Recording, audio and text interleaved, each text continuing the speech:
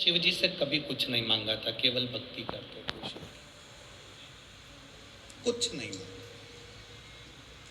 हम तो कहते हैं जो शंकर के मंदिर में एक लोटा जल चढ़ाने लगता है ना, उसको मांगने की जरूरत ही नहीं पड़ती है। लोटा भरा हुआ जाता है और जब मंदिर से तुम खाली लोटा लेकर जाते हो वो खाली नहीं रहता। बाबा उसको इतना रोज भरकर भेज देता है कि तुम्हारी जिंदगी सार्थक हो जाती है। इतना भरकर भेजता है।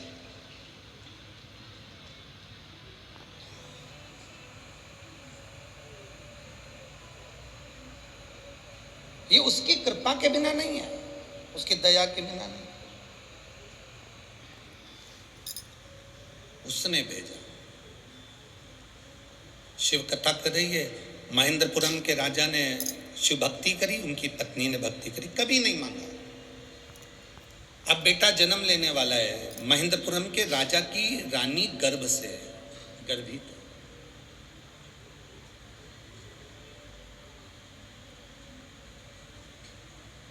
और रानी जब गर्भ से थी तो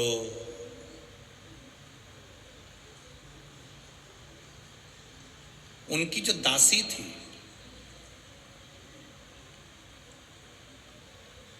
वो दासी शिव की विरोधी थी। बहुत ध्यान से सुनना कि आपका मन करता है कि मंदिर जाऊं, आपका मन करता है शिव जी को एक लोटा जल चढ़ाऊं, आपका मन करता है शिव महापुराण की कथा सुनूं, आपका मन करता है शंकर की कथा को अपने जीवन में उतारूं, या कभी मौका मिल जाए तो एक बार मैं भी बेलपत्र चढ़ाऊं, एक बार मैं भी शिव महापुराण की कथा सुनने जाऊं, ये आपका मन कर रहा है। कोई कोई मोहल्ले में, कॉलोनी में, क्षेत्र में, परिवार में कोई कोई ऐसा रहता है जो जिसको शंकर की निंदा करना अच्छा लगता है, शिव महापुराण की निंदा करना अच्छा लगता है।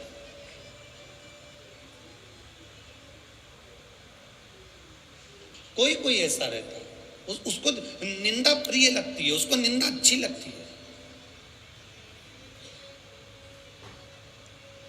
कितना बड़ा दोष है शिव महापुराण की निंदा, शंकर की निंदा, शंकर की निंदा करना या शंकर की निंदा सुनना। देव ऋषि नारद ने शिव जी की निंदा करी थी तो बंदर का मुंह लगा था। भगवान विष्णु ने शिव जी की निंदा सुनी थी तो उनको घोड़े का मुंह लगा था। उनका हयग्रीव अवतार हुआ था भगवान नारायण का, क्योंकि घोड़े का मुंह लगाया गया था, हमने निंदा सुनी थी।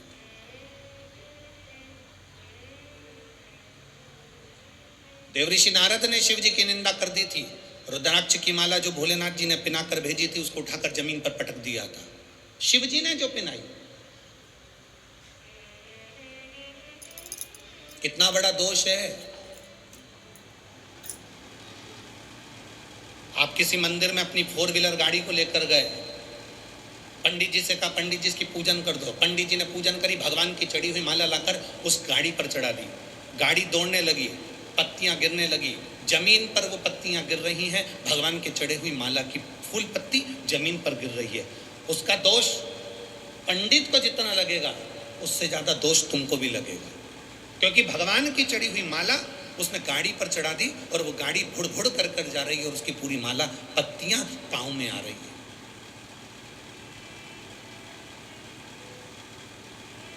दोष लगता है। इंद्र का तो राज्य चले गया था, केवल भगवान की चढ़ी हुई बाबा भगवान नारायण ने दुर्वासा बाबा को माला दे दी, वो माला उन्होंने उठाकर इंद्र को दे दी, इंद्र ने वो माला उठाकर एरावत को दे दी, एरावत ने वो माला जमीन पर पटक दी। भगवान की पहनी हुई माला जब जमीन पर पटकी तो इंद्र को श्राप लग गया कि तू, तेरी राज सत्ता पूरी विहीन हो जाएगी, तेरी पूरी सत्ता चली जाएगी, पूरा वैभव चले जाएगा।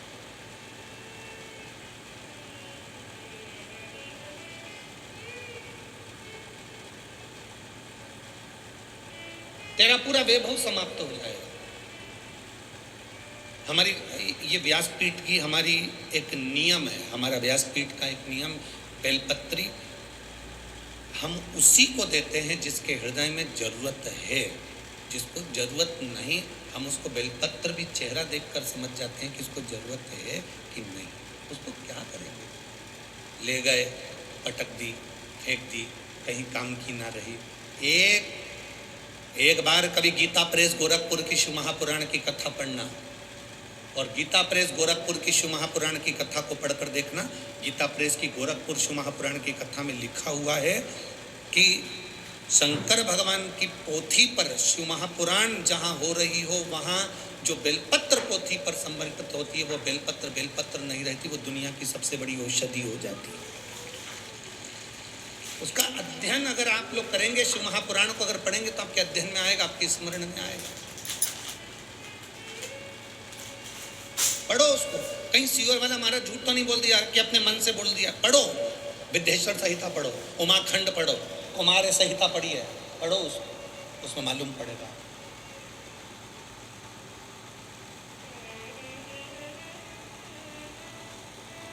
क्यों किसी तीर्थ में जाते हैं तो पवित्र कुंड में, पवित्र सरोवर में, पवित्र तालाब में स्नान करते हैं? क्यों तीर्थ में जाते हैं तो संतों के यहाँ, गुरु के यहाँ हम लंगर चखते हैं? क्यों? 5 स्टार होटल में, किसी तीर्थ में जाना तो 5 स्टार होटल में भोजन मत करना, ये हम पहले भी बोले हैं। किसी तीर्थ में जाना तो उस जगह पर लंगर हो रहा हो, लंगर चल रहा हो।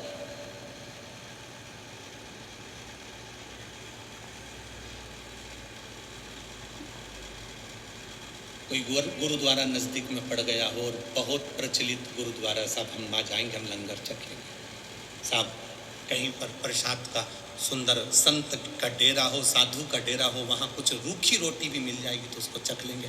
कितनी रोग, कितनी तकलीफों को ये हर लेता। लोग आते, ये तकलीफें है। सीहोर कुबेरेश्वर धाम पर लोग आते हैं। अभी तो रसोई घर वहाँ का तैयार हो रहा है।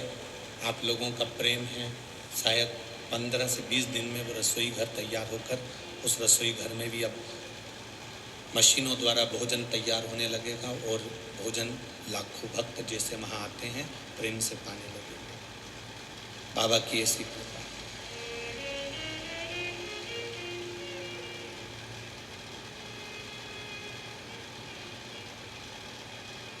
ठीक है, पूरी तरह बाबा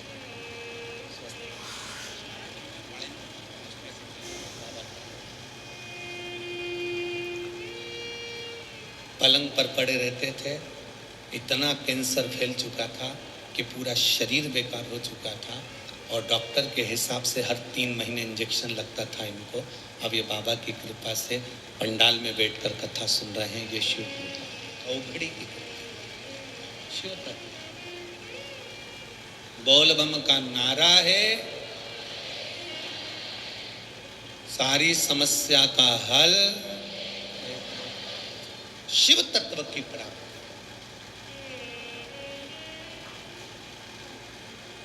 एक निंदा करने वाली ने निंदा करना प्रारंभ कर। महेंद्रपुरम के राजा रानी शिव भक्त थे और एक उनकी सेविका ने निंदा करना प्रारंभ। सेविका निंदा कर,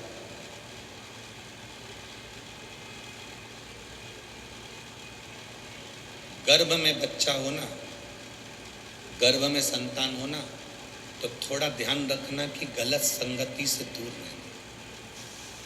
लोग गलत संगति किसको समझते हैं कि साहब ये मत खाना, वो मत खाना, ऐसा मत करना, वैसा मत करना।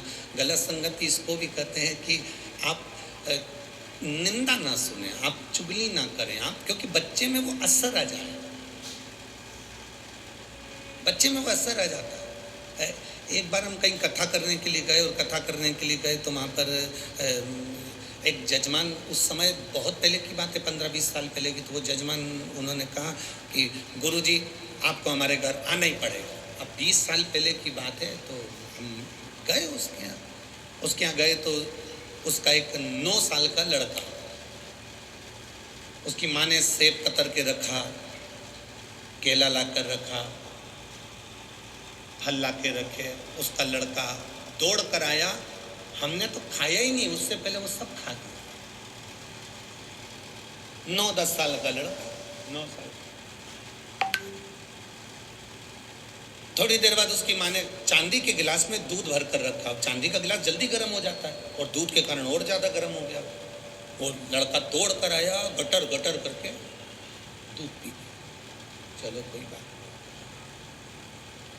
उसकी माँ आंखों में आंसू भरकर हाथ जोड़कर कहने लगी, आपका अपमान हो गया गुरुदेव। हमने कहा कोई बात नहीं जीजी, अपमान तो चल जाएगा, पर एक बात पूछूं तेरे से, ये कैसे हुआ?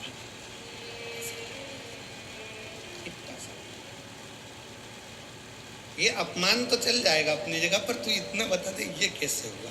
उसने कहा गुरुजी जैसे आप कथा करने आए हमारे गांव में, जब ये गर्भ में था, एक महाराज जी कथा करने के लिए आए थे, उन्होंने कह दिया था कि खूब खूब सुंदरकांड का पाठ करो। मैं गर्भ के समय पर खूब सुंदरकांड पढ़ी, इतना पढ़ी इतना पढ़ी इतना पढ़ी कि एक एक दिन में 6-6 बार, एक एक दिन में 8-8 बार। हमने कहा जी फिर बस उसके बाद ये मेरा जो बेटा हुआ है गुरुजी, पेड़ पे चढ़ जाता, नीचे कूद जाता, बिल्डिंग से नीचे कूद जाता, आगे के बर्तन भगोने उठा लेता, हमको लगता है हमारे घर में हनुमान आ गया। अब हम क्या करें गुरुजी, इसकी शांति का उपाय बताओ। हमने कहा हनुमान चालीसा पढ़ो। अब क्या कर सकते?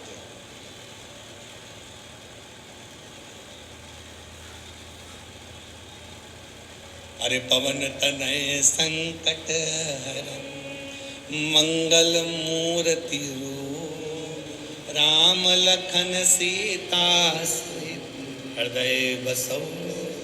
एक बात बहुत अच्छे से सुनना। अरे तुम्हारी बीपी की गोली है ना, शुगर की गोली है ना, वो डॉक्टर कह देता है सुबेरे शाम एक एक लेना। डॉक्टर 2 गोली का डोज कब देता है? जब तुम्हारा बीपी शुगर ज्यादा ही गड़बड़ हो रहा हो। बोलो सही बात है कि गलत है? नहीं तो 1 गोली बहुत है। पंडित जी ने ये थोड़ी ना कहा था कि दिन भर 24 घंटे ही सुंदरकांड पढ़ो। तुमने टेबलेट ज्यादा ले ली, गोली ज्यादा खा ली।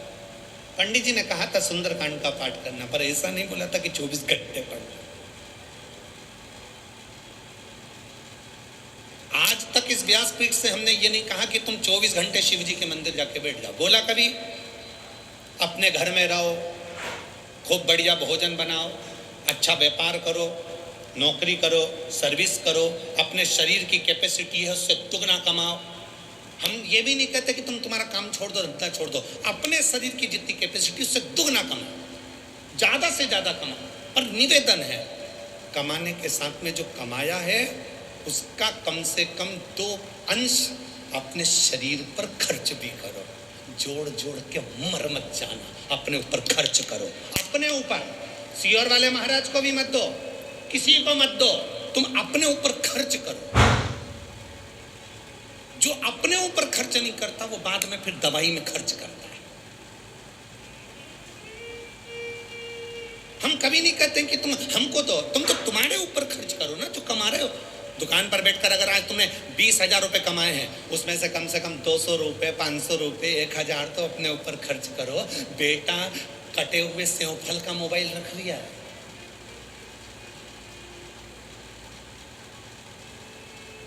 क्या बोलते हैं उसको? कितने समझदार बेटे रे तुम, जोरदार, सब चतुरों। बेटा कटे हुए सेव फल का मोबाइल रख रहा है, बेटा एप्पल का मोबाइल रख रहा है, और तुम आवाज ही नहीं आ रही, आवाज ही। इत्ते से पोता पोती मोबाइल तो ऐसे चलाते हैं। दादाजी के मोबाइल का फंक्शन बिगड़ता तो वो पोता पोती से सुधरवा लेते। इधर हाँ दादू क्या हो गया, देखते इसमें आवाज नहीं आ रही है, वॉल्यूम कम होगा। दादू मेरे को दे। उसने फंक्शन निकाला, वॉल्यूम तेज, अब जोरदार। तो बच्चे ने पूछा, दादाजी ने पूछा क्यों रे, तुझे मोबाइल चलाना किसने सिखाया? किसी ने नहीं, जब मैं पेट में था मम्मी दिन भर चलाती, दिन भर। अब असर तो आएगा, वो असर कब आएगा? वो आएगा, सारे फंक्शन आते हैं उसमें। सब फंक्शन आते हैं उसको, एक भी फंक्शन ऐसा नहीं है जितने तो तुमको प्रश्न के उत्तर नहीं आते उतने उसको आते। एक बच्चा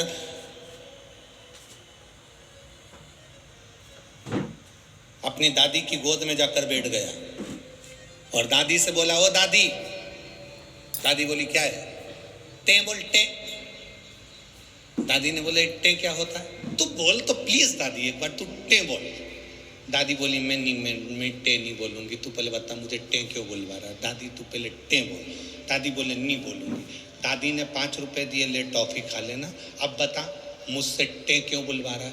दादी रात को मम्मी पापा पलंग पे बैठ के बात कर रहे थे, जब बुढ़िया टे बोल जाएगी तो सारी प्रॉपर्टी अपनी हो जाएगी, सब प्रॉपर्टी अपनी। बठिंडा वालों, कुछ भी हो जाए पट्टे नहीं बोलेंगे अपन क्या पट्टे बोले। ये तो लगे हैं तैयारी में। बच्चे जो सीख रहे हैं वो हमको दे रहा है, जो सीखे। आप निंदा सुनेंगे, बच्चे अंदर निंदा को ग्रहण करेंगे। आप उत्तरा का चरित्र है, अभिमन्यु का चरित्र है। अभिमन्यु ने जो श्रवण करा था वो सामने प्रकट किया, बस चक्रव्यूह से निकलना नहीं आया, नींद लग गई थी, नींद लग गई थी, निकलना नहीं आया।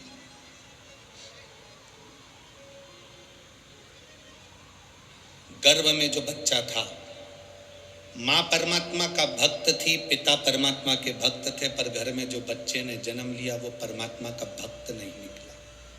उसके अंदर निंदा इतनी भरा गई थी कि शिव का द्रोही हो गया, निंदा भरा, वो शिव का द्रोही असुर हो गया।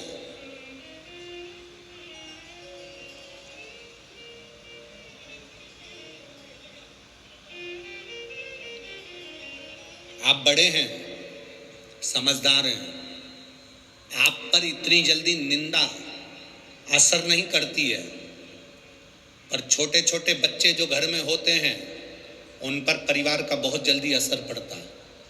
दादी अगर रोज मंदिर में बैठकर अगरबत्ती लगा रही है तो बच्चे छोटे, उनके पास में अगरबत्ती नहीं है तो अगरबत्ती की तीली को उठाकर घुमाते रहते हैं। दादी पानी चढ़ाने के लिए मंदिर जाती है तो वो भी पानी चढ़ाने जाते हैं। दादी शंकर का जल पीती है तो बच्चे भी पीते हैं। दादी हर हर महादेव कर रही है, जय श्री राधे कर रही है, जय सीताराम कर रही है, तो बच्चे भी सीताराम कहेंगे, हर हर महादेव कहेंगे। छोटे बच्चे पर बड़ों का इफेक्ट पड़ता है, बड़े पर जल्दी असर नहीं आता। बड़े पर जल्दी असर नहीं आएगा निंदा का, क्योंकि वो सोचता है, समझता है, ध्यान करता है।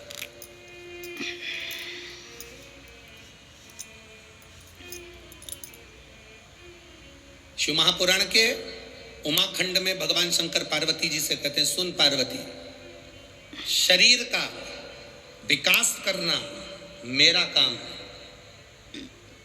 पार्वती, शिव महापुराण के उमाखंड में देवाधिदेव महादेव कहते हैं, शरीर का विकास करना मेरा काम है, बुद्धि का विकास करना मनुष्य का काम है। अपनी बुद्धि को कहां तक लेकर जाना है। शरीर का विकास मैं करूंगा, पर बुद्धि का विकास इंसान खुद करेगा, मनुष्य खुद करेगा। अपनी बुद्धि का विकास आपको करना, क्या अच्छा है क्या बुरा है, कौन गलत है कौन सही है, किसके साथ रहना किसके साथ नहीं रहना, कौन अच्छा कौन बुरा, ये तुम्हारी बुद्धि का विकास तुम्हें करना पड़ेगा। जरा सा सुंदरता देखकर, जरा सा प्रेम देखकर ये नहीं सोच लेना कि बहुत अच्छा व्यक्ति, ना ना ना ना, पहले परखो, जानो, उसके बाद विचार करो।